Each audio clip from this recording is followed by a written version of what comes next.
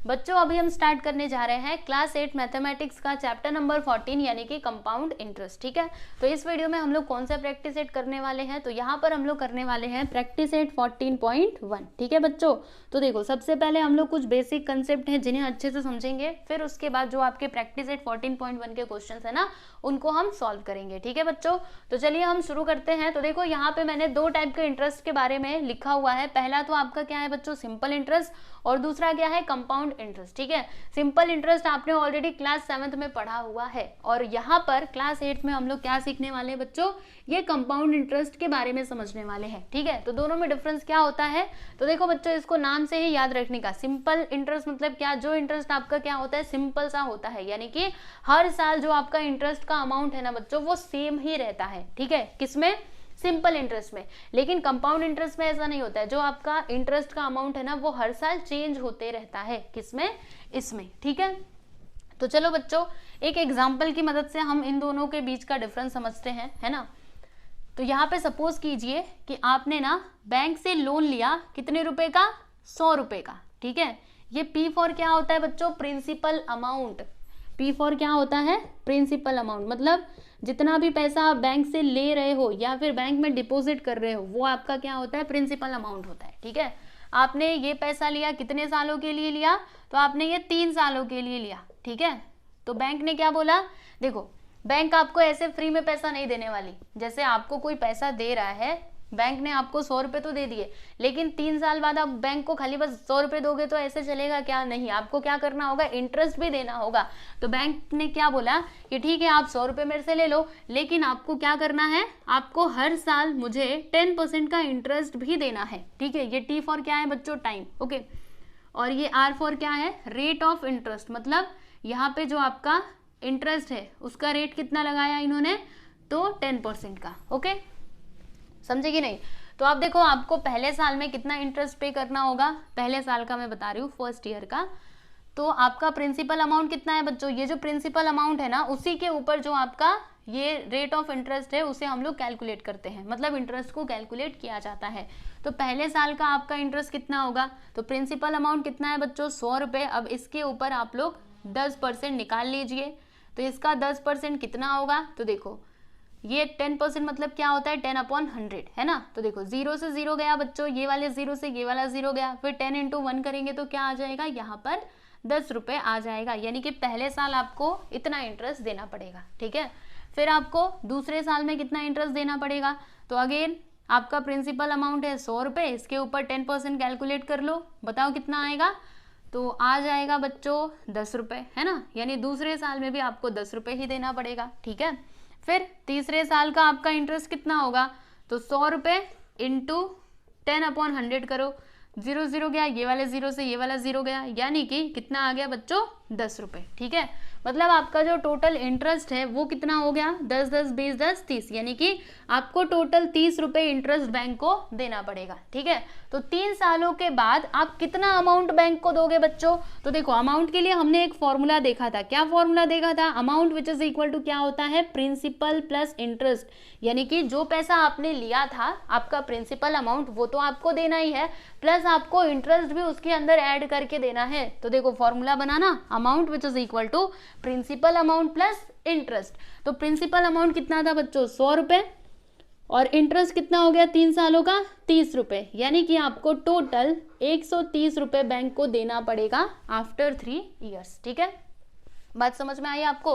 तो देखो बच्चों आप लोग को बताना चाहती हूँ, जैसे कि यहाँ पे ये 3 साल था तो ये तो हमने आसानी से ये सारा कैलकुलेशन कर लिया, लेकिन अगर यहाँ पे 4 साल होता, 5 साल होता, 6 साल होता, तो इतना सारा कैलकुलेशन आप करते बैठते क्या, नहीं। तो इसके लिए हमने एक फॉर्मूला भी देखा था क्लास 7 में। देखो सिंपल इंटरेस्ट का बच्चों ये होता था फॉर्मूला, जिससे आपको इतना सारा कैलकुलेशन नहीं करना है, आपको बस एक लाइन में ही मतलब फॉर्मूला लिख करके कैलकुलेशन करना है, जिससे आपको आपका आंसर मिल जाएगा। ठीक है, तो देखो सिंपल इंटरेस्ट निकालने के लिए फॉर्मूला हमने क्या देखा था, P × R × T, है ना, P × R × T, अपॉन में क्या आता है 100। ठीक है, चलो अब यहाँ पे सारे वैल्यूज को पुट करो। तो प्रिंसिपल अमाउंट कितना था बच्चों, 100 रुपये, रेट ऑफ इंटरेस्ट कितना 10, और टी फॉर टाइम, टाइम कितना था 3 साल, अपॉन में आ गया बच्चों 100। ठीक है, अब इसको सिंप्लीफाई कीजिए, तो देखिए 100 से 100 कट गया, 10 × 3 करोगे तो कितना आएगा 30। तो देखो यहाँ पे जो आपका इंटरेस्ट है वो कितना आया बच्चों, 30 रुपये आया कि नहीं।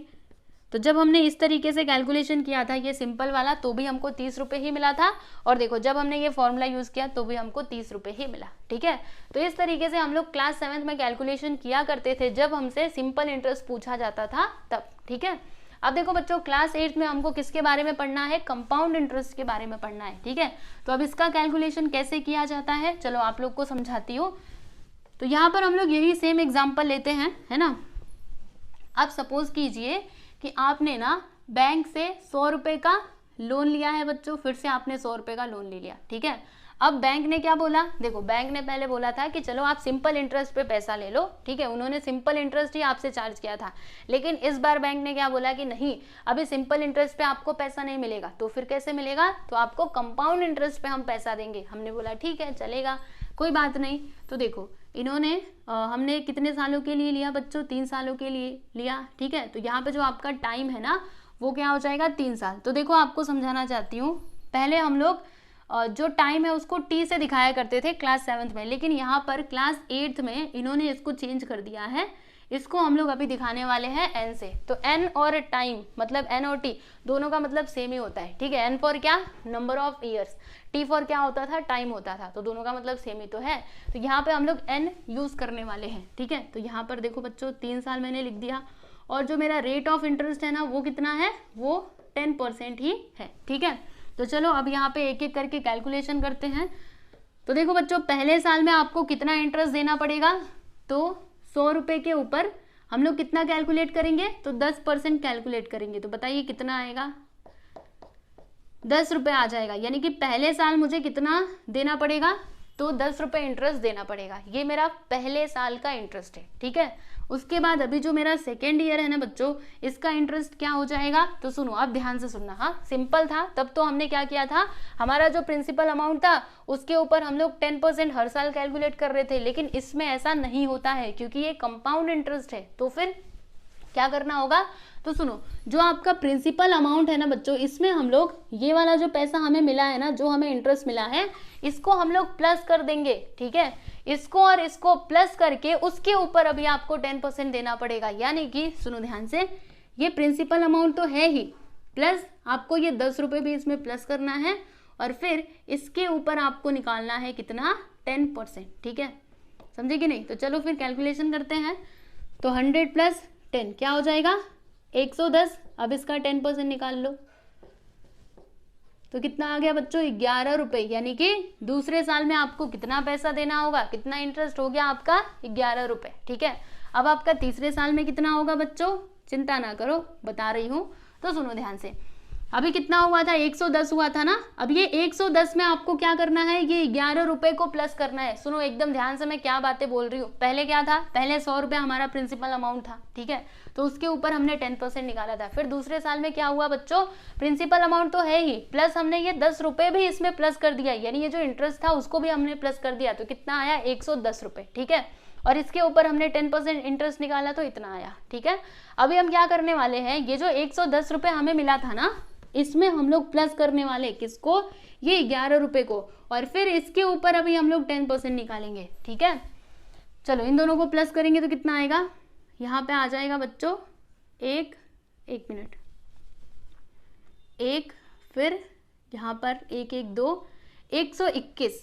अब इसका 10% निकालिएगा तो कितना आएगा, ये वाले 0 से ये वाला 0 गया, तो यहाँ पे क्या आया, 121 अपॉन में आ गया 10। ठीक है, अब जब इसको सिंप्लीफाई करेंगे तो नीचे 1 0 है ना, यानी कि पीछे से एक नंबर के बाद हम लोग पॉइंट लगा देंगे। मतलब आपको तीसरे साल में कितना पैसा देना होगा बच्चों, तो अभी आपको इतना रुपया देना होगा, 12.1 रुपीज़। ठीक है, तो आपका टोटल इंटरेस्ट कितना आएगा, इन तीनों को प्लस कर दो, तो 10 और 11 कितना हो जाएगा, 21। 21 और 12 कितना हो जाएगा बच्चों, देखो 21 और ये 12, यहाँ पे 1 भी है ना, तो यहाँ पे 1 आ जाएगा, 3 और ये 3 आएगा, यस 33.1 रुपीज़। यानी कि ये मेरा क्या आ गया बच्चों, 3 सालों का इंटरेस्ट। ठीक है, अब मुझे यहाँ पे अमाउंट अगर बताना रहेगा तो मैं कैसे बताऊंगी, तो देखो बच्चों अमाउंट निकालने का फॉर्मूला हमने क्या देखा था, इधर देखा था ना, क्या होता है, यानी कि 3 सालों के बाद आपको बैंक को कितना पैसा देना होगा, तो देखो ये होता है बच्चों formula, amount which is equal to principal plus interest. ठीक है, तो देखो प्रिंसिपल अमाउंट कितना था, हमने कितना लोन लिया था, 100 रुपये का। ठीक है, और जो इंटरेस्ट है 3 सालों का वो कितना आया 33.1, यानी कि टोटल हमको 133.1 रुपीज क्या करना होगा, बैंक को वापस देना होगा आफ्टर 3 ईयर्स। ठीक है बच्चों, तो देखो ये तो सिंपल वाला कैलकुलेशन था। अब इसमें हमको फॉर्मूला देखना है, यानी कि हम लोग जैसे सिंपल इंटरेस्ट में हमने ये फॉर्मूला देखा था ना, उसी तरीके से कंपाउंड इंटरेस्ट का भी फॉर्मूला होता है बच्चों। हर बार थोड़े ना हम लोग ऐसे कैलकुलेट करेंगे, ठीक है, क्योंकि देखो अभी ये 3 साल था, कभी इधर 4 भी हो सकता है, 5 भी हो सकता है, तो इतना बड़ा आप लोग करते बैठोगे नहीं ना। तो इसके लिए देखो बच्चों एक फॉर्मूला होता है कंपाउंड इंटरेस्ट का, सुनो ध्यान से। तो ये फॉर्मूले की मदद से आपको पता है क्या मिलता है, अमाउंट मिलता है, टोटल अमाउंट मिलता है। ठीक है, सुनो एकदम ध्यान से, यही आप लोग को याद करना है। यहाँ पे आता है प्रिंसिपल अमाउंट, फिर ब्रैकेट के अंदर आता है 1 प्लस आर, आर मतलब रेट ऑफ इंटरेस्ट अपॉन 100, और इसका पावर आता है बच्चों n, n मतलब क्या, नंबर ऑफ ईयर्स। ठीक है, अब सारे वैल्यूज को इस फॉर्मूले में चलिए हम लोग रखते हैं। तो देखिए बच्चों प्रिंसिपल अमाउंट कितना था, 100 रुपये था। ठीक है, फिर यहाँ पे लिखा 1, और रेट ऑफ इंटरेस्ट कितना था बच्चों 10 रुपये, तो यहाँ पर हमने लिखा 10/100, और जो आपका नंबर ऑफ ईयर्स है वो कितना था 3 ईयर्स। ठीक है, फिर चलिए आगे कैलकुलेशन करते हैं। यहाँ पे लिखा 100, फिर इधर क्या होगा बच्चों, तो सुनो एकदम ध्यान से, ये वाले 0 से ये वाला 0 कैंसिल हो जाएगा, है ना। तो यहाँ पे क्या बचा है 10। अब देखो हम लोग क्रॉस मल्टीप्लीकेशन कर देते हैं, सुनो ध्यान से। यहाँ पे बचा है 1/10 और इसका पावर है 3, है ना। तो यहाँ पे 100 क्रॉस मल्टीप्लीकेशन करना, 10 × 1 क्या होता है बच्चों 10 होता है, प्लस 1 अपॉन में आ गया 10। ठीक है, इसका पावर 3। अब देखो 100 × यहाँ पे 10 + 1 कितना हो जाएगा बच्चों 11, तो यहाँ पर आ जाएगा 11/10, और इसका पावर आएगा 3। पावर 3 का मतलब क्या होता है, सुनो ध्यान से, 100 × पावर 3 है, इसका मतलब क्या 11/10 इंटू 11/10 इंटू 11/10, मतलब 11/10 का मल्टीप्लाई हम लोग कर देंगे 3 बार। जैसे कि यहाँ पे अगर ऐसे होता 2 का पावर 2, यानी कि 2 × 2 हम लिखते, 2 का पावर 3 होता तो क्या लिखते 3 बार 2 लिखते, है ना। वैसे ही इसका पावर कितना है 3 है, तो हमने क्या किया बच्चों 3 बार हमने इसको लिख दिया 11/10 को। ठीक है, अब चलिए इसको सिंप्लीफाई कीजिए, अभी आपको अमाउंट मिल जाएगा। तो देखो यहाँ पर होगा क्या, ये वाले 0 से ये वाला 0 हमने काट दिया, फिर ये वाले 0 से इसको काट दिया। ठीक है, अब इन तीनों का मल्टीप्लाई कर दो बच्चों। तो देखो 11 × 11 क्या होता है 121 होता है, फिर इसमें हमें 11 से मल्टीप्लाई करना है, और बाकी नीचे क्या बचा है तो 10 बचा हुआ है, इस बात को ध्यान में रखिएगा। अब देखिए 121 × 11 करेंगे तो कितना आएगा, 11 × 1 = 11, ठीक है, कैरी आ गया 1, 11 × 2 = 22, प्लस 1 23, 2 आ गया, 11 × 1 = 11, 11 × 2 कितना होता है 13 होता है, यानी कि ये आ गया 1331। नीचे क्या है बच्चों 10 है, अब इसको डिवाइड कर दीजिए 10 से।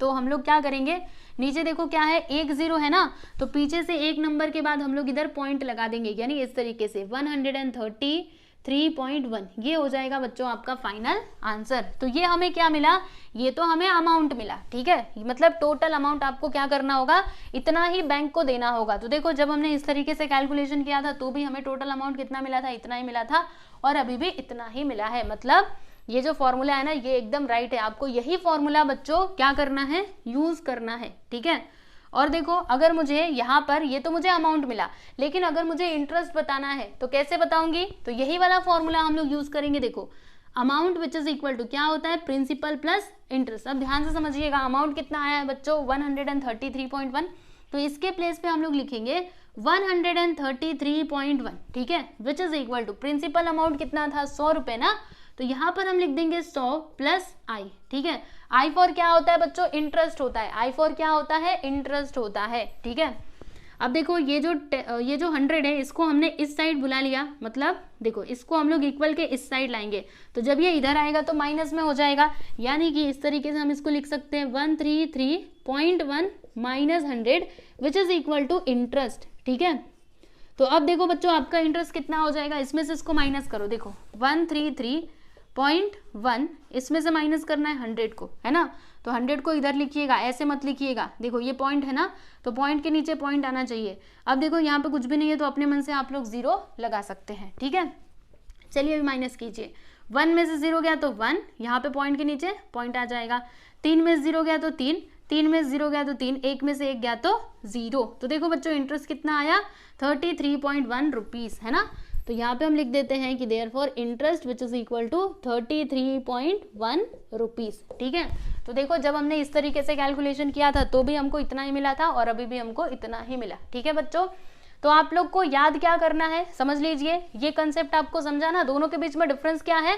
इसमें हम लोग सिंपल सा कैलकुलेशन किया करते थे जब हम छोटे थे तब, अब आप बड़े हो चुके हो बच्चों, अब आपको सिंपल इंटरेस्ट पे पैसा नहीं मिलेगा, अब आपको क्या करना होगा, कंपाउंड इंटरेस्ट पे पैसा दिया जाएगा, ठीक है। तो कंपाउंड इंटरेस्ट इस तरीके से कैलकुलेट किया जाता है जिसमें हर साल जो आपका ये है ना, जो आपका इंटरेस्ट है वो बढ़ते रहता है, ठीक है। तो आप लोग को ये फॉर्मूला नोट डाउन करना है, सुनो इसको आप लिख लो, और ये वाला जो फॉर्मूला है बच्चों इसे भी आप लोग याद कर लीजिए, क्योंकि प्रैक्टिस सेट के अंदर हम लोग इसको और इसको यूज करने वाले हैं, ठीक है। ये सिंपल इंटरेस्ट अभी हमें नहीं पढ़ना है, ये तो हमने पहले पढ़ा था। अभी आपको बच्चों क्या पढ़ना है, कंपाउंड इंटरेस्ट के बारे में पढ़ना है, ठीक है, जिसमें हम लोग ये दोनों फॉर्मूले का यूज करने वाले हैं, ठीक है। तो अच्छे से इन दोनों को लिख लीजिए, फिर उसके बाद हम लोग चलते हैं प्रैक्टिस सेट 14.1 पर।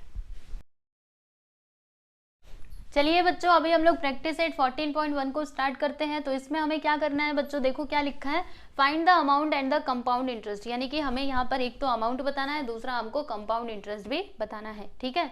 तो चलो हम लोग एक एक करके क्वेश्चंस को सॉल्व करते हैं। तो सबसे पहले ये पहला वाला हम लोग करेंगे, है ना। तो यहाँ पे मैं इसका सॉल्यूशन कर रही हूँ, ध्यान से देखना, हम लोग फर्स्ट वन अभी करते हैं, ठीक है। तो इसमें देखो बच्चों पहला वाला प्रिंसिपल अमाउंट कितना दिया है 2000 रुपये, तो हम इधर लिखते हैं P which is equal to कितना हो जाएगा 2000 रुपीज़, ठीक है। उसके बाद जो आपका रेट ऑफ इंटरेस्ट है ना बच्चों वो कितना दिया गया है, यानी कि R, ओके पूरा लिखने की जरूरत नहीं है, खाली बस R लिख दोगे तो भी चलेगा। R कितना है, देखो 5% पर एनम। देखो बच्चों ये जो PCP है ना, PCPA, इसका मतलब क्या होता है, परसेंट पर एनम। लिख करके बता दूं, देखो परसेंट, देखो परसेंट, P फॉर पर, और A फॉर क्या होता है बच्चों, एनम, यानी कि पर ईयर परसेंटेज कितना लगने वाला है, तो 5% का यहाँ पे इंटरेस्ट लगने वाला है, ठीक है। तो हम लिख देते हैं 5% पर एनम, ठीक है। फिर उसके बाद जो आपका ड्यूरेशन है ना बच्चों वो कितना दिया है 2 साल। ड्यूरेशन को हम लोग N से रिप्रेजेंट करते हैं, यानी कि नंबर ऑफ ईयर्स कितना है बच्चों 2 ईयर्स, ठीक है। तो यहाँ पर आप लिख दीजिएगा 2 ईयर्स, ठीक है। अब ये सारी इन्फॉर्मेशन दी गई है, इसकी मदद से आप लोगों को अमाउंट बताना है, फिर उसके बाद कंपाउंड इंटरेस्ट बताना है। तो अमाउंट के लिए हमने फॉर्मूला क्या देखा था बच्चों, चलिए फॉर्मूला लिख देते हैं। यहाँ पे हम लिखते हैं कि सिंस वी नो दैट, हम जानते हैं, क्या जानते हैं, अरे हम फॉर्मूला जानते हैं ना, किसका, अमाउंट का। देखो A which is equal to क्या होता है P, फिर ब्रैकेट के अंदर क्या आता है बच्चों 1 + R/100, और इसका पावर क्या आता है n आता है, ठीक है। अब सारे वैल्यूज को इसके अंदर पुट कर दीजिए। तो देखिए P के प्लेस पे हम लोग क्या लिखेंगे बच्चों, प्रिंसिपल अमाउंट कितना है, ये देखो 2000 है ना, तो इसके प्लेस पे हम लोग लिख देंगे 2000, ठीक है। फिर 1 प्लस रेट ऑफ इंटरेस्ट कितना है बच्चों, तो ये देखो 5% दिया था ना, तो यहाँ पे हम लिखेंगे 5/100, और इसका पावर n, n मतलब नंबर ऑफ ईयर जो कितना है 2 है, ठीक है। अब चलो आगे कैलकुलेशन करते हैं। तो देखिए यहाँ पर 2000 है ना, यस 2000। अब देखो यहाँ पर क्या होगा बच्चों, इसको हम लोग थोड़ा सिंप्लीफाई करते हैं, तो 5 से इसको कैंसिल करते हैं। देखो 5 × 5, यहाँ पे हो जाएगा 5 × 2 = 10, मतलब इधर क्या आया 1 + 1/20, ठीक है। अब देखो क्रॉस मल्टीप्लीकेशन हम लोग कर देते हैं। तो क्रॉस मल्टीप्लीकेशन करने आप लोगों को आता है ना, यहाँ पे लिखा 2000, फिर 21 × 20 + 1 अपॉन में आ गया 20, इसका पावर 2। अब देखो 20 + 1 करोगे तो क्या हो जाएगा 21, ध्यान से देखते जाइएगा। तो यहाँ पे हम लोग लिखेंगे 2000, ब्रैकेट के अंदर आएगा 21/20, और इसका पावर क्या आ जाएगा बच्चों 2, ठीक है। उसके बाद फिर यहाँ पे आएगा 2000 इंटू, यहाँ पे क्या है देखो इसका पावर 2 है ना, इसका मतलब आप समझ रहे हो इन दोनों का मल्टीप्लाई, मतलब इसका मल्टीप्लाई 2 बार हम लोग कर सकते हैं। इस तरीके से क्या लिख सकते हैं 21/20 इंटू 21/20, समझा ना कैसे लिखा हमने। अब क्या कर सकते हैं, सोचना पड़ेगा। तो देखो 0 से 0 गया, ये वाले 0 से ये वाला 0 गया, सही है ना। फिर 2 × 1 = 2, और यहाँ पर 10 आ गया, है ना। फिर से इसको 2 से कैंसिल करते हैं, 2 × 1 = 2, 2 × 5 = क्या होता है 10 होता है। अब हमें क्या करना होगा बच्चों, इन तीनों को मल्टीप्लाई करना होगा, 5 × 21 × 21। तो चलिए फटाफट से मल्टीप्लाई कर लेते हैं, ये तो हमको आता है। तो देखो कैसे होगा, एक काम करते हैं, पहले इन दोनों का मल्टीप्लाई करते हैं, 21 इंटू 21, तो 1 1 ज़ा 1, 1 2 ज़ा 2, 2 1 ज़ा 2, 2 2 ज़ा 4, 1 2 2 4, यहाँ पे आ गया 441। अब इसका मल्टीप्लाई 5 में कर दो, तो 5 1 ज़ा 5, 5 4 ज़ा 20, 2 आ गया, 5 4 ज़ा 20 प्लस 2 22, यानी कि आंसर कितना आया बच्चों 2205 रुपीज़। तो ये हमें क्या मिला, ये तो हमको अमाउंट मिला है ना, हमें अमाउंट बताना था जो हमने बता दिया। सुनो ध्यान से, यहाँ पर हम लिखते हैं therefore A which is equal to कितना आया ₹2205, ठीक है। अब दूसरी चीज हमको क्या बतानी थी बच्चों, तो यहाँ पे हमको कंपाउंड इंटरेस्ट भी बताना था। ये तो अभी हमने अमाउंट ही बताया है, तो इंटरेस्ट हम लोग कैसे निकालेंगे। याद है आप लोगों को दूसरा फॉर्मूला मैंने क्या बताया था, देखो ये होता है ना फॉर्मूला, कौन सा, amount which is equal to क्या होता है बच्चों, प्रिंसिपल प्लस इंटरेस्ट। अब एक काम करो, सारे वैल्यूज को इसके अंदर पुट करो, तो अमाउंट कितना आया है 2205, ठीक है, which is equal to principal amount कितना था 2000, तो यहाँ पर मैंने लिख दिया बच्चों 2000 प्लस इंटरेस्ट। अब ये 2000 को इस साइड ले लो, तो बोलो क्या हो जाएगा, ये इधर आने के बाद माइनस में हो जाएगा, यानी माइनस का 2000 which is equal to interest, ठीक है।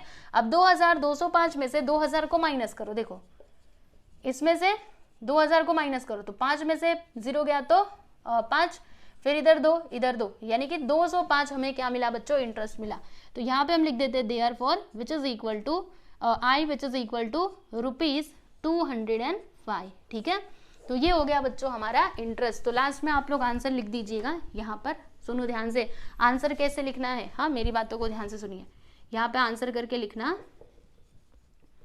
Amount which is equal to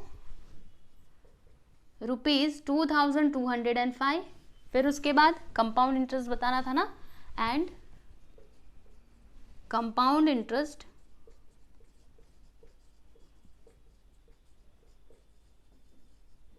which is equal to कितना आया 205 रुपीज़, ठीक है। तो यहाँ पे हम लिख देते हैं बच्चों 205, ठीक है। तो ये हो गया आपका फाइनल आंसर, आप लोग देख सकते हो। ये जो पहला वाला क्वेश्चन था ना बच्चों, ये हमने कंप्लीट कर लिया, तो इसे आप लोग देख लो, उसके बाद मैं आपको ये दूसरा वाला बताती हूँ, ठीक है। अच्छे से पूरा कैलकुलेशन आप लोग कीजिएगा, बहुत ही सिंपल है, बस आपको फॉर्मूला याद होना चाहिए। यहाँ तक तो क्वेश्चन ही है ना, हाँ ये देखो पहले वाले का सॉल्यूशन, पहले यहाँ से लेकर के यहाँ तक लिखना और लास्ट में इसको लिखना। चलिए बच्चों अभी हम लोग दूसरा क्वेश्चन देखते हैं। तो यहाँ पर देखिएगा सेकंड क्वेश्चन हम लोग सॉल्व कर रहे हैं। तो इसमें देखो बच्चों प्रिंसिपल अमाउंट कितना दिया है, 5000 दिया गया है।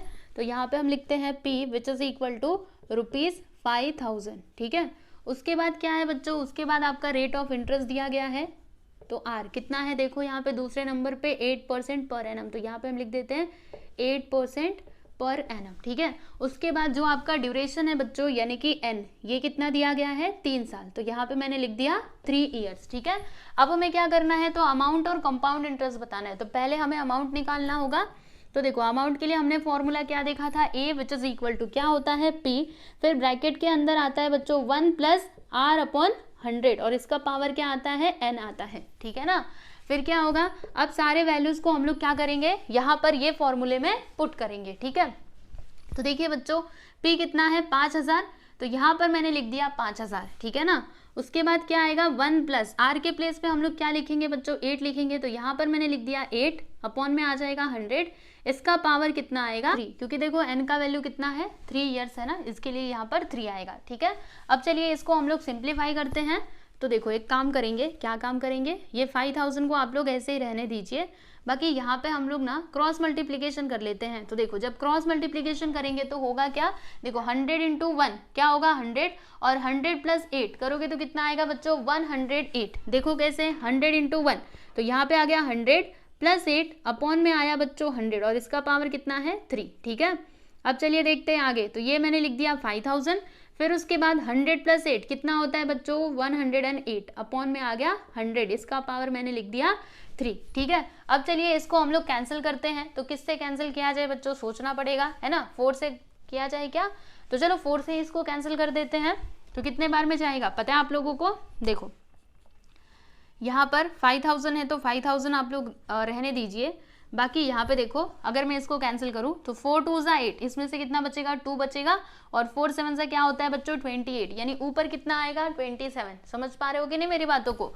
देखो इसको मैंने 4 से कैंसिल किया, 4 2 ज़ा 8, इसमें से 2 बचेगा, ठीक है, तो 4 7 सा 28, यहाँ पे क्या होगा देखो 4 2 ज़ा 8, इसमें से 1 बचेगा, 1 नहीं 2, और 4 5 से क्या हो जाएगा 20, यानी कि नीचे क्या आया बच्चों 25, और इसका पावर हमने 3 लगा दिया, ठीक है। अब क्या होगा सुनो एकदम ध्यान से, यहाँ पे हमने लिखा 5000, अब यहाँ पर देखिएगा बच्चों इसका पावर कितना है 3, इसका मतलब क्या हुआ, इसको हम लोग ये 3 बार लिख सकते हैं ना, 27/25 इंटू 27/25 इंटू 27/25। अब चलिए इसको कैंसिल करते हैं, तो इन दोनों को पहले कैंसिल करते हैं 25 से। देखो 25 1 ज़ा 25 2 ज़ा, है ना, 50 हो जाएगा, यहाँ पे आ गया 200। अब क्या किया जाए, चलो 5 से कैंसिल करते हैं, तो देखो 5 5 ज़ा क्या होता है बच्चों 25, और यहाँ पे क्या हो जाएगा 5 4 ज़ा 20, और ये वाला 0 यहाँ पर, यानी कि 40, और यहाँ पे 5 आया, ठीक है। अब चलो इसको फिर से हम लोग 5 से कैंसिल कर देते हैं, तो कितने बार में जाएगा बच्चों, देखो एकदम ध्यान से देखते रहिएगा। हाँ देखिए 5 1 ज़ा 5 और 5 8 ज़ा क्या होता है 40, मतलब इधर क्या आया 8 और इधर क्या है बच्चों यहाँ पे 25 है, ठीक है। तो चलो जो कुछ भी हमें मिला है उसे हम लोग इधर लाइन से लिख लेते हैं, तो यहाँ पे 8 इंटू 27 इंटू 27 इंटू 27, और अपॉन में क्या बचा हुआ है बच्चों ओनली 25, ठीक है। अब एक काम करते हैं, क्या काम करें, तो इन सभी को हम लोग एक साथ मल्टीप्लाई कर देते हैं, फिर डिवाइड कर देंगे 25 से, ठीक है। तो कैसे करना चाहिए, देखो पहले 27 का मल्टीप्लाई 27 में करते हैं, ध्यान से देखते जाओ बच्चों, कैलकुलेशन आपको अच्छे से समझ में आना चाहिए। देखो 27 इंटू 27 पहले करते हैं, तो 7 7 सा कितना होता है बच्चों 49 होता है, कैरी आ गया 4, है ना, 7 2 सा क्या होता है 14, 14 प्लस 4 कितना होता है बच्चों 18, तो 18 का 8 और कैरी आ जाएगा 1, नहीं यहाँ पे कैरी नहीं आएगा, यहाँ पे डायरेक्टली आप लोग 18 लिख दीजिए, ठीक है। फिर 2 7 सा क्या होता है 14 होता है, 1 आ गया, 2 2 सा 4 1 5, अब इन सभी को प्लस कर दो तो कितना आएगा 9 8 4 12, 12 का 2 1 आ गया, फिर 5 1 6 1 7, मतलब जब हमने इन दोनों का मल्टीप्लाई किया तो कितना आया बच्चों 729, ठीक है। देखो अभी मैंने इन दोनों का मल्टीप्लाई किया है, अभी ये दोनों बाकी हैं, तो चलो जो भी हमें आंसर मिला है उसमें हम लोग ये 27 से मल्टीप्लाई कर देते हैं, फिर से करते हैं, है ना। तो यहाँ पे लिखेंगे 27, चलो देखते हैं 7 9 से कितना होता है बच्चों 63 होता है ना, तो 63 का 3 कैरी आ गया 6, 7 2 से क्या होता है 14, 14 प्लस 6 कितना होता है बच्चों 20, तो 20 का 0 कैरी आ गया 2, 7 7 से क्या होता है 49, 49 प्लस 2 कितना हो जाएगा 51, सही है ना। तो यहाँ पर हम लिख देंगे बच्चों 51। अब क्या किया जाए 2 से इसका मल्टीप्लाई करते हैं, तो 2 इंटू 9, 2 9 से 18, है ना, 1 आ गया, फिर 2 2 ज़ा 4 1 5, ठीक है, फिर 2 7 सा क्या होता है बच्चों 14 होता है। चलो अब इन सभी को प्लस कर देते हैं, तो इधर आ गया 3, 8 प्लस 0 इधर 8 आ गया, 5 1 6 5 4 9, और यहाँ पर 1 आ गया, ठीक है। तो जब हमने इन तीनों का मल्टीप्लाई किया तब जाके हमें ये आंसर मिला, है ना। अभी ये 8 बचा हुआ है, तो एक काम करते हैं, जो भी हमें आंसर मिला है उसमें हम लोग 8 से मल्टीप्लाई कर देते हैं। तो देखो बच्चों हमें आंसर क्या मिला है 19683। अब इसमें 8 से मल्टीप्लाई करना है, तो 8 3 सा कितना होता है 24 होता है, 24 का 4 इधर आ गया 2, 8 8 सा कितना होता है 64, 64 प्लस 2 66, तो इसका 6 कैरी आ गया 6, है ना। फिर 8 6 सा कितना होता है बच्चों 48, और 48 और 6 तो 48, फिर इसमें 2 जुड़ जाएगा तो 50 और 4 54, ठीक है। तो 54 का 4 और यहाँ पे कितना आ गया कैरी इसका 5 आ गया, ठीक है। फिर 8 9 सा कितना होता है तो 72, है ना, 72 प्लस 5 तो कितना हो जाएगा 5 2 7, यानी कि 77, तो 77 का 7 कैरी आ गया 7, फिर 8 1 सा 8, 8 और 7 कितना हो जाएगा बच्चों तो 15, यानी कि यहाँ पे आ गया इतना आंसर, ठीक है। तो चलो मैं इधर लिख देती हूँ पहले, तो क्या मिला है इन सभी को जब मल्टीप्लाई करेंगे ना तो ये हमें मिलेगा 157464, ठीक है, यही है ना। हाँ अब इसे हमें डिवाइड करना है बच्चों 25 से, तो चलिए अभी डिवाइड करके देखते हैं कि आंसर कितना आता है। आपको ये कैलकुलेशन समझ में आया ना, क्या मैं इसको रफ कर दूं? चलिए अब मैं इसको मिटा देती हूँ, और अभी हम लोग डिवीजन करेंगे। हाँ डिवीजन भी बड़े ध्यान से करना है। चलो कौन कौन से नंबर्स हैं, तो 1 5 7 157,464 157,464 यहाँ पर मैंने लिख दिया 25, ठीक है। तो अभी हमें क्या करना होगा, ये तीनों नंबर एक साथ लेना होगा, है ना। चलिए अभी ये मतलब डिवाइड करते हैं, तो कितने बार में जाएगा बच्चों, तो 150 कितने बार में आता है, तो 4 बार में आपका 100 आता है, ठीक है। फिर मतलब 6 बार में आपका 150 आ जाएगा। 25 6 150, यही आएगा ना, 6 5 30, हाँ सही है। चलो अभी माइनस करते हैं, तो 7 में 0 गया तो 7, 5 में से 5 गया 0, 1 में से 1 गया 0, ठीक है। फिर हम क्या करेंगे, ये जो 4 है इसको हम लोग यहाँ पे लिख लेंगे, ठीक है बच्चों। अब बताइए कितने बार में जाएगा, तो 25 2 25 3 करोगे तब तो इससे ज़्यादा हो जाएगा, मतलब ये 2 बार में जाएगा, ठीक है। तो बताइए यहाँ पे क्या आएगा बच्चों, 50 आ जाएगा। चलो माइनस करते हैं, तो यहाँ पे 4, 7 में से 5 गया तो 2, ठीक है ना। फिर ये जो 6 है इसे आप लोग इधर लिख लो। अब कितने बार में जाएगा, सोचो जल्दी से, तो 25 8 करेंगे तो 200, फिर 9 करेंगे तो 225, और अगर 10 करेंगे तो 250, इससे ज़्यादा हो जाएगा, मतलब 9 बार में इसको लेकर के जाएंगे, है ना। 9 5 क्या होता है 45, फिर 9 2 18, 18 और ये 4 22, यानी कि 225। चलो माइनस करते हैं, 6 में से 5 गया 1, इधर आ गया 2, इधर आ गया 0, ठीक है। फिर ये 4 को हम लोग इधर लिख लेंगे। अब बताइए कितने बार में जाएगा बच्चों, तो ये जाएगा 8 बार में। 8 बार में कितना आएगा, 200। चलो माइनस कर देते हैं, तो 4 1 इधर आ गया 0, ठीक है। पॉइंट लगाएंगे, 0 बढ़ाएंगे। अब कितने बार में जाएगा, तो ये जाएगा बच्चों 5 बार में, है ना। 6 बार में करोगे तब तो ज़्यादा हो जाएगा, तो 5 बार में कितना आएगा 125।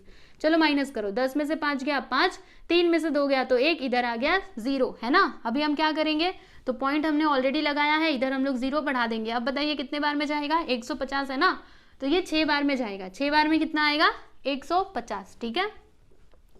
माइनस कर देंगे तो इधर आ गया 0 0 0, है ना। देखो बच्चों जब हमने इसको डिवाइड किया तो हमें आंसर क्या मिला, 66,298.56 रुपीज़, ठीक है। तो चलिए यहाँ पर मैं लिख देती हूँ अमाउंट, देखो A which is equal to ₹6,298.56 rupees, ठीक है। तो ये क्या मिला बच्चों, ये हमको अमाउंट मिला, ठीक है। अभी हमें कंपाउंड इंटरेस्ट निकालना पड़ेगा। तो ये कैलकुलेशन अगर आप लोग को समझ में आया तो मैं इसको मिटा सकती हूँ ना, चलिए मिटा देती हूँ। चलिए बच्चों अभी हम लोग कंपाउंड इंटरेस्ट का कैलकुलेशन करते हैं। तो मैंने आपको फॉर्मूला क्या बताया था, देखो हम जानते हैं, क्या जानते हैं कि ए विच इज इक्वल टू क्या होता है, प्रिंसिपल प्लस इंटरेस्ट, सही है ना। तो देखो बच्चों अमाउंट कितना आया है 6,298.56, तो यहाँ पे हम लिख देते हैं 6,298.56, ठीक है। उसके बाद जो आपका प्रिंसिपल अमाउंट है ना वो कितना था 5,000 रुपये, तो यहाँ पर मैंने लिख दिया बच्चों 5,000 प्लस इंटरेस्ट, ठीक है। अब ये 5,000 को इस साइड ले लो तो 6,298.56, और जब ये इधर आएगा तो माइनस में हो जाएगा -5,000 which is equal to interest, ठीक है। अब चलो इसमें से इसको माइनस करो। तो देखो बच्चों माइनस कैसे करना है, ध्यान से देखिए। पहले मैं इसको लिखूंगी ऊपर, देखो 6,298.56, ठीक है। अब देखो इसमें से मुझे ये 5,000 को माइनस करना है, तो 5,000 आप लोग कैसे लिखेंगे, यहाँ से लिखना शुरू मत करना। ये नहीं कि आप ऐसे लिख दो 5,000, नहीं, ऐसे बिल्कुल भी नहीं करना है। देखो पॉइंट के नीचे पॉइंट आता है, समझे।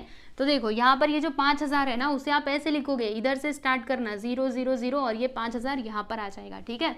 अब देखो इसके नीचे कुछ नहीं ना, तो आप अपने मन से 0 ले सकते हैं। अब चलिए माइनस कीजिए, तो 6 में 0 गया तो इधर आ जाएगा 6, 5 में 0 गया तो 5, फिर पॉइंट के नीचे पॉइंट लगाना, 8 में 0 गया 8, 9 में 0 गया तो 9, 2 में 0 गया तो 2, और 6 में से 5 गया तो 1, ठीक है। तो ये मिला आपको इंटरेस्ट। तो यहाँ पे हम लिखेंगे therefore interest which is equal to 1,298.56 rupees, ठीक है बच्चों।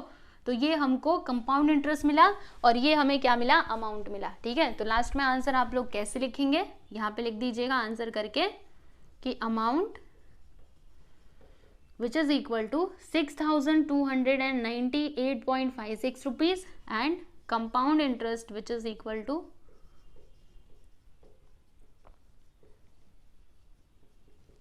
क्या आया है, देखो 1,298.56 रुपीज़, ठीक है। तो चलिए बच्चों आप लोग इसको भी देख लीजिए, फिर उसके बाद हम लोग देखेंगे थर्ड वाला सब क्वेश्चन, ठीक है। थर्ड वाला सब क्वेश्चन देखिएगा बच्चों, इसमें क्या क्या इन्फॉर्मेशन दी गई है। तो प्रिंसिपल अमाउंट है आपका 4000, रेट ऑफ इंटरेस्ट कितना है 7.5, उसके बाद जो आपका नंबर ऑफ ईयर्स है वो कितना है बच्चों 2 साल। ठीक है, अब हमें क्या करना है, तो यहाँ पर हमको अमाउंट कैलकुलेट करना है और उसके बाद कंपाउंड इंटरेस्ट। ठीक है, तो चलो फॉर्मूला लिखते हैं। तो देखो मैंने ये फॉर्मूला ऑलरेडी लिखा हुआ है, ए विच इज इक्वल टू क्या होता है पी, फिर ब्रैकेट के अंदर आता है 1 + r/100 और इसका पावर आता है बच्चों n। ठीक है, अब चलिए सारे वैल्यूज को इसमें पुट करते हैं। तो p के प्लेस पर हम लोग क्या लिखेंगे बच्चों 4000 लिखेंगे। तो यहाँ पर देखिए मैंने 4000 लिख दिया, फिर उसके बाद 1 + r के प्लेस पर 7.5 हम लिखेंगे, अपॉन में आ जाएगा 100, है ना, इसका पावर कितना आएगा बच्चों 2। ठीक है, अब क्या करना होगा बताती हूँ। देखो इधर लिखा हमने 4000 और यहाँ पर हमें क्या करना चाहिए। तो देखो बच्चों एक काम करते हैं, क्या काम करें, क्रॉस मल्टीप्लीकेशन कर देते हैं। 100 × 1 करेंगे तो क्या आ जाएगा 100 + 7.5 अपॉन में आ जाएगा 100। पता है ना आप लोगों को ये कैसे मैं कर रही हूँ। अब देखो आगे क्या होगा, यहाँ पे लिखा हमने 4000 और इन दोनों को प्लस कर देंगे तो 107.5। ठीक है, प्लस करने आता है ना, ऐसे नहीं समझता तो इधर लिख करके करो। देखो जैसे यहाँ पे 100 है लिख दिया हमने, फिर इधर क्या है बच्चों 7.5। तो मैंने आपको क्या बताया, पॉइंट वाला इधर ही रहने दो, इसमें मत लाना। ठीक है, यहाँ पे लिखना 7, इधर आप अपने मन से पॉइंट लगा दो, 0 बढ़ा दो, तो 5 इधर पॉइंट लगाना और ये देखो इधर कितना आया 107 आया कि नहीं, तो वही तो मैंने लिखा है 107.5। ठीक है, अपॉन में क्या है 100, इसका पावर 2।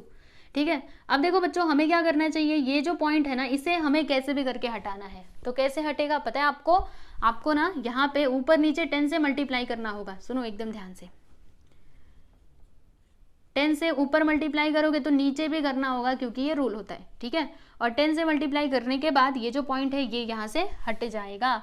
तो बताइए क्या आएगा 4000 और जब हमने इसमें मल्टीप्लाई किया तो 1075 आ गया ओनली। ठीक है, ये जो पॉइंट है ना ये यहाँ से हट गया, फिर इन दोनों का मल्टीप्लाई कर दो, कितना आएगा 1000। ठीक है ना, अब उसके बाद अगर ये छोटा हो सकता है बच्चों तो इसे आप लोग छोटा कर दीजिए। तो किससे कैंसिल किया जाए सोचना पड़ेगा, है ना। चलो इधर करते हैं, 1075 अपॉन में है 1000, तो किससे कैंसिल किया जाए बच्चों, सबसे छोटा तो 5 ही दिख रहा है, चलो 5 से करते हैं। तो कैसे होगा ये, देखो 5 × 2 = 10, है ना, फिर यहाँ पे 5 × 1 = 5, इसमें 2 बचेगा, 5 × 5 = 25, मतलब यहाँ पे आ गया बच्चों 215 और इधर कितना आएगा, तो 5 × 2 = 10, यहाँ पे आ गया 200। अब इसको फिर से 5 से कैंसिल करते, 5 × 4 = 20, इसमें से 1 बचेगा, 5 × 3 = 15, फिर 5 × 4 = 20, यहाँ पे आ गया 40, मतलब क्या आया बच्चों 43/40। चलो लिख देते इधर, जब हमने इन दोनों को कैंसिलेशन किया तो कितना आया, यहाँ पे ये आया 43/40, फिर इसका पावर आ गया 2। ठीक है, अब इसका पावर 2 है यानी कि 2 बार मल्टीप्लाई करके हम इसको लिख सकते हैं। देखो ऐसे 4000 × 43 अपॉन में 40 × 43/40। ठीक है, अब चलो फिर से कैंसिल करते हैं। तो 0 से ये वाला 0 गया, ये वाले 0 से ये वाला 0 गया। अब इसको 4 से करो, 4 × 1 = 4, मतलब इधर आ गया बच्चों 10। ठीक है, और इधर ये 4 पहले से है, याद रखना। अब एक काम करते हैं, इन तीनों का मल्टीप्लाई कर देते। देखो ऊपर क्या आया है 10 × 43 और नीचे क्या बचा है ओनली 4। ठीक है, अब इन सभी का हमको एक साथ मल्टीप्लाई करना होगा, तो पहले हम इन दोनों का मल्टीप्लाई कर देते हैं।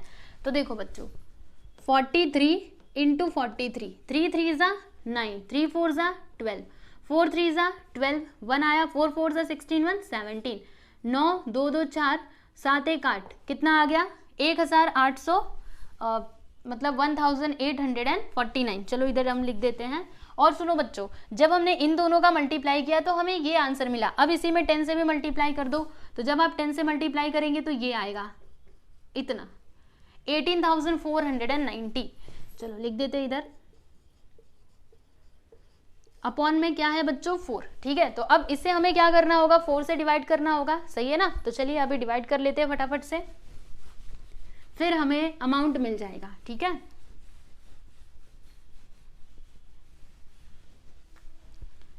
18490, 4 × 4 = 16, चलो माइनस करो, 8 में से 6 गया तो 2, इधर आ गया 0। ठीक है, फिर इधर हमने 4 को लिख लिया, 4 × 6 क्या होता है बच्चों 24 होता है ना,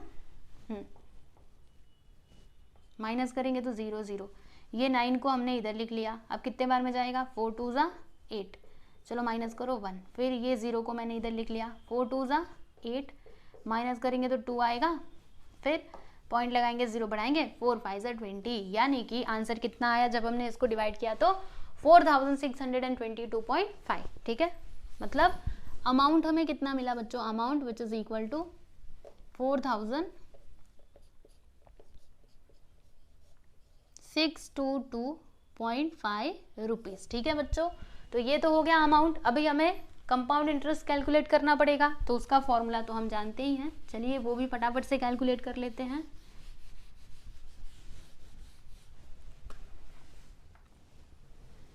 देखो हम जानते हैं कि amount which is equal to क्या होता है, प्रिंसिपल प्लस इंटरेस्ट होता है। तो अमाउंट कितना आया है बच्चों, 4622.5, 4622.5 which is equal to principal amount कितना है बच्चों, 4000, ये लीजिए मैंने यहाँ पे 4000 लिख दिया, प्लस इंटरेस्ट हमें नहीं पता, यही तो हम फाइंड कर रहे हैं। अब ये 4000 को इधर बुला लो, तो जब 4000 इधर आएगा तो माइनस में हो जाएगा, यानी कि 4622.5 minus 4000 which is equal to interest, ठीक है। अब चलो इसको माइनस करो, डायरेक्टली कर दो, समझेगा ना आप लोगों को। तो ये 0.5 है ना, तो 0.5 तो इधर रहेगा ही, फिर 2 में से 0 गया तो 2 आएगा, फिर यहाँ पर भी 2 आएगा, 6 में से 0 गया तो 6, और ये 4 में से 4 गया तो 0, यानी कि इंटरेस्ट हमें कितना मिला बच्चों, 622.5 रुपीज़, ठीक है। देखो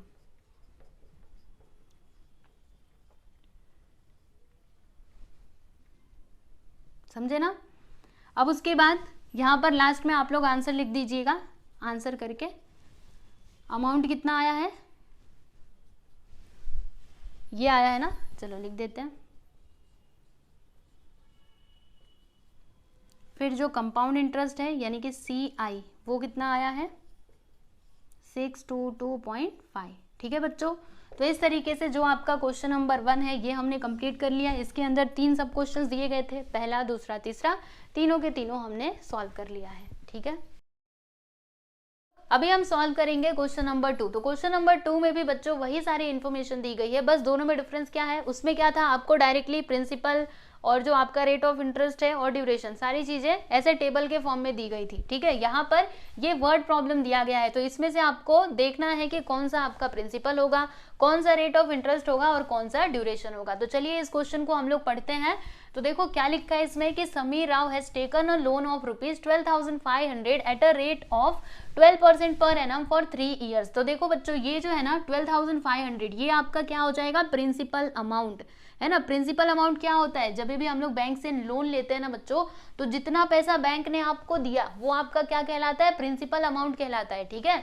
तो समीर राव ने बैंक से लोन लिया, कितना लिया, तो इतना लिया, यानी कि प्रिंसिपल अमाउंट आपका क्या हो जाएगा बच्चों, 12,500, ठीक है। उसके बाद देखिएगा उनका रेट ऑफ इंटरेस्ट कितना था, तो देखो रेट ऑफ इंटरेस्ट कितना दिया है बच्चों, 12% पर एनम। तो यहाँ पे हम लिखते हैं R which is equal to 12% per annum, ठीक है। उसके बाद ड्यूरेशन कितना है बच्चों, ड्यूरेशन यानी N कितना है, 3 साल। तो यहाँ पे हम लोग लिख देंगे बच्चों 3 ईयर्स, ठीक है। तो हमें यहाँ पे फाइंड क्या करना है, देखो क्या लिखा है कि if the interest is compounded annually then how many rupees should he pay to clear his loan, यानी कि समीर राव को अपना लोन क्लियर करने के लिए कितना पैसा पे करना पड़ेगा, ठीक है बच्चों। ये हम लोगों को बताना है, यानी कि हमें यहाँ पे टोटल अमाउंट बताना है, हमें यहाँ पे इंटरेस्ट नहीं बताना बल्कि अमाउंट बताना है, ठीक है। तो अमाउंट का तो फॉर्मूला हम लोग जानते ही हैं, चलिए यहाँ पे फॉर्मूला यूज कर लेते हैं। यहाँ पे मैं लिखती हूँ कि वी नो दैट, हम जानते हैं, क्या जानते हैं, अरे फॉर्मूला जानते हैं, और क्या, देखो A which is equal to क्या होता है P, फिर ब्रैकेट के अंदर आता है 1 + R/100 और इसका पावर क्या आता है बच्चों, N आता है, ठीक है ना। अब उसके बाद सारे वैल्यूज को इसके अंदर पुट करते जाइए। तो चलिए देखते हैं A which is equal to principal amount कितना है बच्चों, 12,500, फिर उसके बाद 1 प्लस रेट ऑफ इंटरेस्ट कितना है 12, तो यहाँ पे लिख देंगे 12/100 और इसका पावर आ जाएगा 2, ठीक है। चलो अब इसको आगे सिंप्लीफाई करते हैं। तो एक काम करते हैं, 2 से इसको कैंसिल कर देते हैं। देखो होगा क्या, यहाँ पर 2 6 = 12, 2 5 = 10, यानी कि यहाँ पर 50 आ गया है ना। और इसको छोटा किया जा सकता है ना बच्चों, तो किससे कैंसिल किया जाए, फिर से 2 से इन दोनों को हम लोग कैंसिल कर सकते हैं। सुनो एकदम ध्यान से, देखो 1 प्लस यहाँ पर देखो 2 3 = 6 और 2 2 ज़ा 4, 2 5 ज़ा 10, यानी कि यहाँ पर आ गया 3/25 और इसका पावर है 2। ठीक है, अब देखिए होगा क्या, 12,500 और क्रॉस मल्टीप्लीकेशन करना, 25 1 ज़ा 25 प्लस 3 अपॉन में आ गया 25, इसका पावर 2। अब इन दोनों को प्लस कर देंगे, 25 प्लस 3 कितना होता है, 8 होता है ना, तो यहाँ पर आ जाएगा बच्चों 28। देखो कैसे, यहाँ पे लिखेंगे 12,500 फिर 28/25 और इसका पावर आ जाएगा 2। ठीक है, अब क्या करना होगा, तो देखो बच्चों इसका पावर क्या है 2, यानी कि हम लोग इसको 2 बार मल्टीप्लाई करके लिख सकते हैं इस तरीके से। देखो ध्यान से, 12,500 इंटू 28/25 इंटू 28/25। ठीक है, अब चलो इसको हम लोग 5 से कैंसिल करते हैं,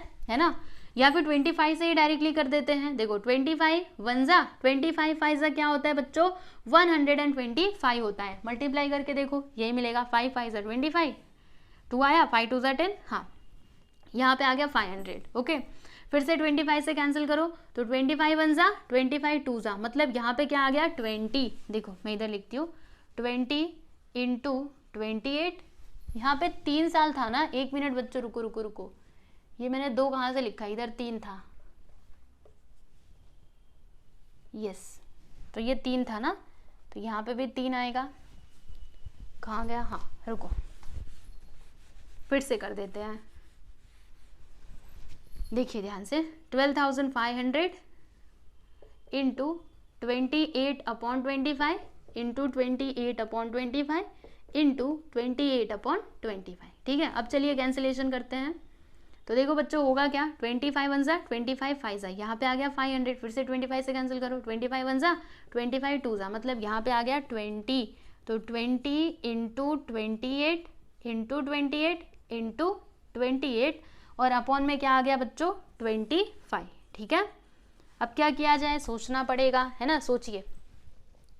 देखिए बच्चों एक सिंपल सा तरीका आप लोगों को बताती हूँ, एक काम करो, इन दोनों को फिर से अभी कैंसिल करो। ठीक है, फिर से इन दोनों को कैंसिल करो, 5 4 सा क्या होता है 20, 5 5 सा क्या होता है 25। ठीक है, तो यहाँ पर क्या आया, देखिए यहाँ पे 4 इंटू 28 इंटू 28, इसको हटा दो, इंटू 28 और अपॉन में क्या है बच्चों 5। तो हम लोग एक काम करते हैं, हाँ चलो रहने दो, यहाँ पे लिख दिया 5। ओके, अब इन सभी का हमें मल्टीप्लाई करना होगा और जो भी आंसर आएगा उसको हमें 5 से डिवाइड करना होगा। तो चलिए फिर अपने काम पे लग जाते हैं।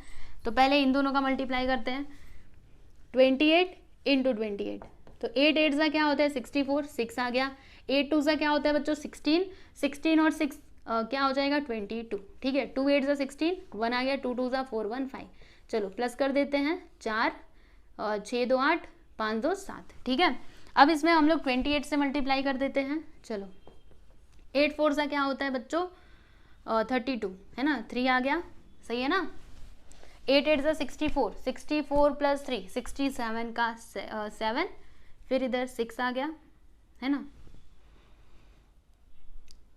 और उसके बाद 8 7 से क्या होता है 56 होता है ना, हाँ 56 और ये 6, तो 6 6 12 यानी कि 62 यहाँ पर आ जाएगा। फिर 2 से करते हैं, 2 4 8, 2 8 16, 1 2 7 14 15, प्लस करो 2 7 और 8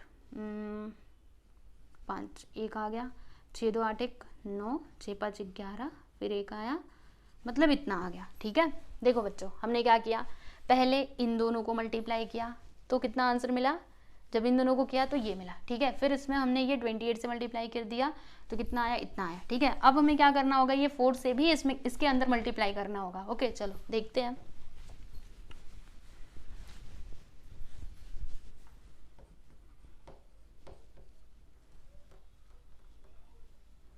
फोर से मल्टीप्लाई कीजिए, 4 2 ज़ा 8, 4 5 ज़ा 20। ठीक है ना, 4 9 सा कितना होता है 36, 36 प्लस 2 38, 4 1 ज़ा 4, 4 3 7, 4 2 ज़ा 8, ये आ गया, है ना। कितना आया बच्चों, देखो जब हमने मल्टीप्लाई कर दिया तो 87808। अब इसको डिवाइड करना होगा 5 से, चलो फिर कर देते हैं डिवाइड यहीं पर, है ना। देखो अब कितने बार में जाएगा, तो 5 1 ज़ा 5, माइनस करेंगे तो 8 में से 5 गया 3। ठीक है ना, अब ये 7 को लिख लो, अब कितने बार में 5 7 ज़ा 35, माइनस करो, 7 में से 5 गया तो 2, इधर आ गया 0, ठीक है। फिर हमने ये 8 को इधर लिख लिया, सही है ना। फिर 5 5 25,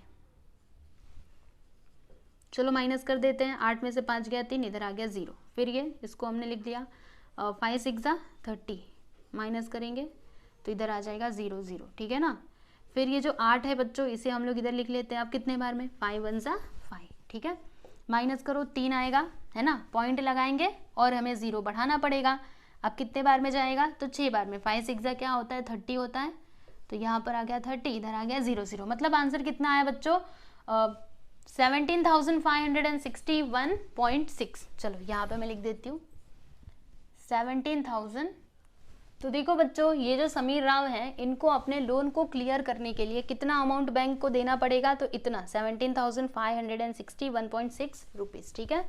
तो लास्ट में आप लोग आंसर कैसे लिखेंगे, ऐसे लिख दीजिएगा कि,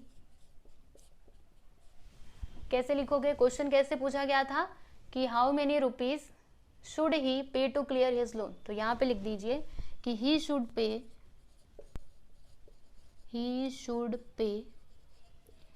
an amount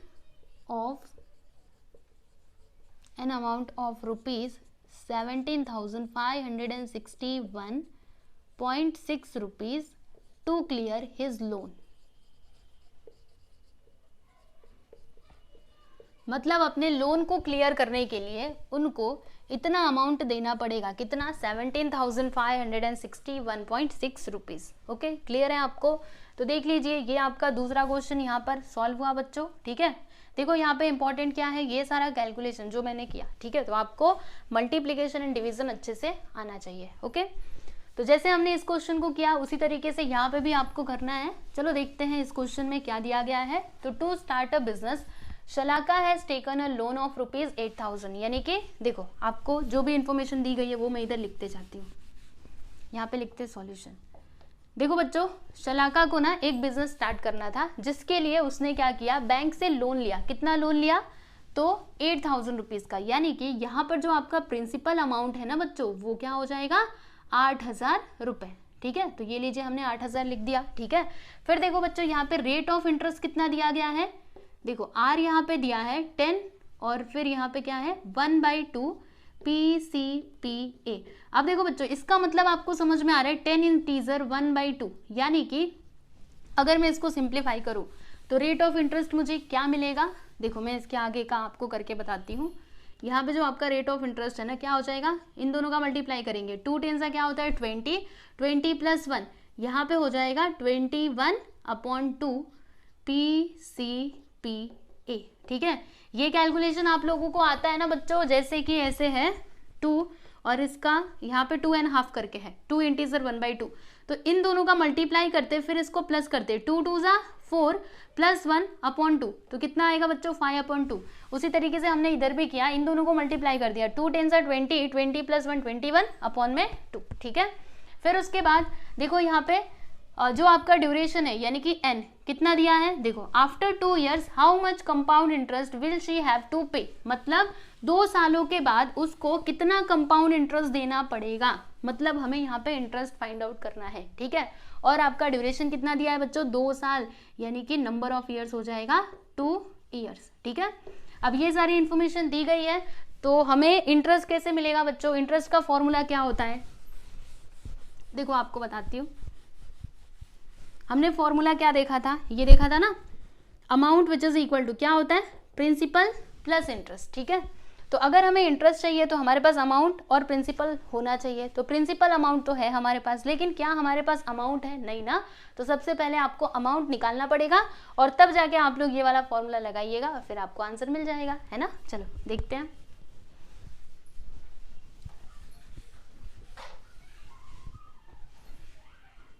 अमाउंट का फॉर्मूला क्या होता है, प्रिंसिपल फिर 1 + R/100, इसका पावर आ जाएगा n, है ना। अभी सारे वैल्यूज को इसके अंदर पुट करो, तो प्रिंसिपल अमाउंट कितना है बच्चों 8,000, ये लीजिए हमने 8,000 लिख दिया। फिर 1 + R कितना है, ये देखो हमने इधर निकाला था ना, 21/2/100, इसका पावर आ जाएगा 2, ठीक है।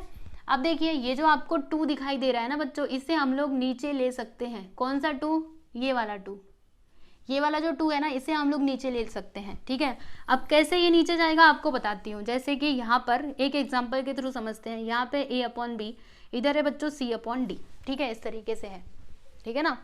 अब क्या होगा, सुनो एकदम ध्यान से, ये इसके डिवीजन में है ना, a/b के ये डिवीजन में है, तो जब इसको मैं मल्टीप्लाई में कन्वर्ट करूंगी तो होगा क्या, ये जो नीचे आपको दिखाई दे रहा है ये चला जाएगा ऊपर, और ये जो ऊपर है वो आ जाएगा नीचे, है ना। तो सेम चीज यहाँ पर भी होगा। देखो यहाँ पर है क्या, 21/2, और इसके अपॉन में क्या है बच्चों, 100 है, ठीक है। अब देखो 100 के नीचे कुछ नहीं, मतलब क्या है, 1, ओके। तो ये पूरे के डिवीजन में ये है ना, अगर मैं इसको मल्टीप्लीकेशन में कन्वर्ट करूँ तो होगा क्या, सुनो, ये जो 1 नीचे है वो चला जाएगा ऊपर, और ये जो 100 ऊपर है ये चला जाएगा नीचे, ठीक है। तो 21 1 सा 21, और 2 × 100 करेंगे तो क्या आ जाएगा बच्चों, 200, समझे कि नहीं। तो ये 2 को हम लोग डायरेक्टली नीचे ले लेंगे। देखो होगा क्या, यहाँ पे 8000, फिर 1 + 21/2 को नीचे ले लिया, मल्टीप्लाई कर दिया, तो यहाँ पे आ गया 200, और इसका पावर 2, ठीक है। ये कैलकुलेशन आपको समझाना। अब क्या करना होगा, तो अब एक काम करते हैं, क्रॉस मल्टीप्लिकेशन कर देते हैं।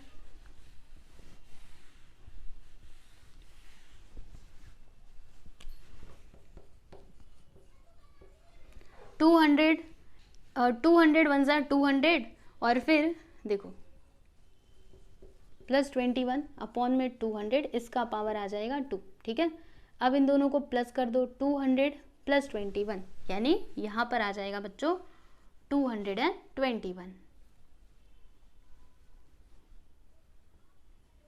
अपॉन में आ जाएगा 200, इसका पावर 2, ठीक है। इतनी बातें आपको क्लियर है। अब क्या किया जाए बताती हूँ, रुको। यहाँ पे क्या, इसका पावर 2 है ना, मतलब हम लोग 2 बार इसका मल्टीप्लिकेशन करके लिख सकते हैं, ठीक है, इस तरीके से। अब चलिए इसको कैंसिल करते हैं। तो देखो बच्चों होगा क्या, ये वाले 0 से ये वाला 0 गया, ये वाले 0 से ये वाला 0 गया, सही है ना। फिर इस 0 से इसको आप कैंसिल कर दीजिए, आप 2 से इसको कैंसिल करो, 2 1 × 2, 2 4 × 8, मतलब यहाँ पर क्या आया। और देखो इसको हम लोग 2 से कैंसिल कर सकते हैं, 2 1 × 2, 2 2 × 4, यानी कि यहाँ पर बचता क्या है, 2 × 221, और अपॉन में क्या आएगा, तो देखो ये वाला 0 यहाँ पे बचा हुआ है, यानी कि यहाँ पे आ जाएगा 10, ठीक है। अब क्या करना होगा, तो सुनो ध्यान से। अब एक काम करते हैं, इन सभी का एक साथ मल्टीप्लाई कर देते हैं, फिर उसको हम लोग 10 से डिवाइड कर देंगे, है ना। तो चलो देखते हैं, 221 का मल्टीप्लाई 221 से कीजिए,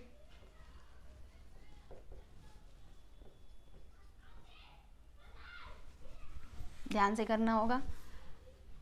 2 1 × 2, 2 2 × 4, 2 2 × 4, 2 1 × 2, 2 2 × 4। चलो अभी प्लस करते हैं, 1 2 2 4, 4 2 6, 2 8, 4 4 8 4, ठीक है, ये आ गया। अब एक काम करेंगे, इसमें मल्टीप्लाई कर देंगे हम लोग 2 से, है ना, 2 भी तो है। चलो देखते हैं, 2 1 × 2, 2 4 × 8, 2 8 × 16, 1 आ गया, 2 8 × 16, 1 17, 2 4 × 8 1 9, मतलब ये आया। मैं ना इधर ही लिखती हूँ। देखो बच्चों, जब हमने इन तीनों को मल्टीप्लाई किया ना, तो ये आंसर आया 97682, अपॉन में क्या है बच्चों, 10 है। तो नीचे देखो एक 0 है ना, मतलब पीछे से एक नंबर के बाद हम लोग पॉइंट लगा देंगे, यानी इस तरीके से। A which is equal to क्या हो जाएगा, 9768.2 रुपीज़, ठीक है। तो ये हमें क्या मिला, ये तो हमको अमाउंट मिला, हमें क्या चाहिए, हमें तो कंपाउंड इंटरेस्ट चाहिए, है ना। तो अमाउंट मिला ना, अभी इसकी मदद से हम लोग कंपाउंड इंटरेस्ट फाइंड आउट कर सकते हैं। कैसे बताती हूँ ना, देखो ऐसे। देखो हम लोग जानते हैं कि amount which is equal to क्या होता है, प्रिंसिपल प्लस इंटरेस्ट, यही होता है ना। तो अभी अमाउंट के प्लेस पर ये पूरा अमाउंट लिख देंगे, 9768.2 which is equal to principal amount कितना है, 8000 प्लस इंटरेस्ट। अब ये 8000 को इधर बुला लो, तो जब ये इधर आएगा तो माइनस में हो जाएगा, ठीक है। अब चलो इसमें से इसको माइनस करना है, तो कैसे माइनस करना होगा, सुनो, यही है ना। अब इसमें से 8000 को माइनस करना है, तो 8000 को यहाँ पे लिखना, इधर पॉइंट लगा दो अपने मन से 0, यहाँ पे आ गया 2, फिर 8 में से 0 गया तो 8, इधर 6, इधर 7, इधर 1, ठीक है बच्चों। तो ये हमें क्या मिला, इंटरेस्ट। तो यहाँ पे हम लिख देते therefore I which is equal to कितना आ गया, 1768.2, ठीक है। तो ये हमें मिला बच्चों इंटरेस्ट यानी कि कंपाउंड इंटरेस्ट, ठीक है।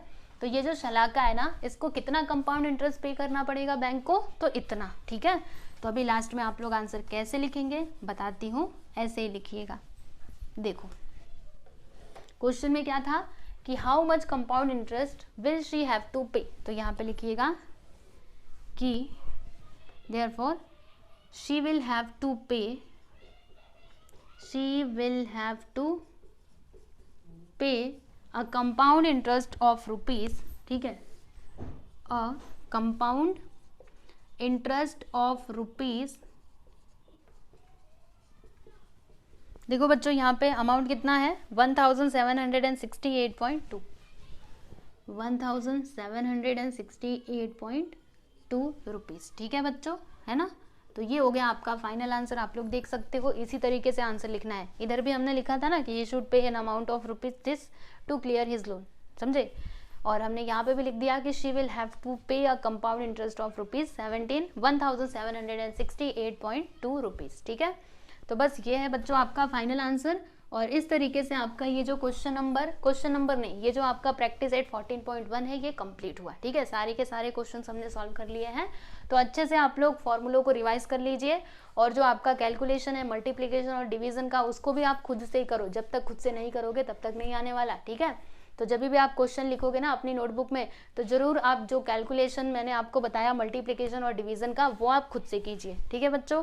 तो आज के लिए बस इतना ही। और बताना चाहूँगी कि अगर आप लोगों ने हमारे टेलीग्राम चैनल को ज्वाइन नहीं किया है तो ज़रूर आप लोग कर लीजिएगा, क्योंकि वहाँ पर जो भी मैं आपको ये सॉल्यूशंस करवाती हूँ इसकी PDF फाइल वहाँ पे आपको मिल जाएगी, ठीक है। तो चलिए चलते हैं, गुड बाय एवरीवन।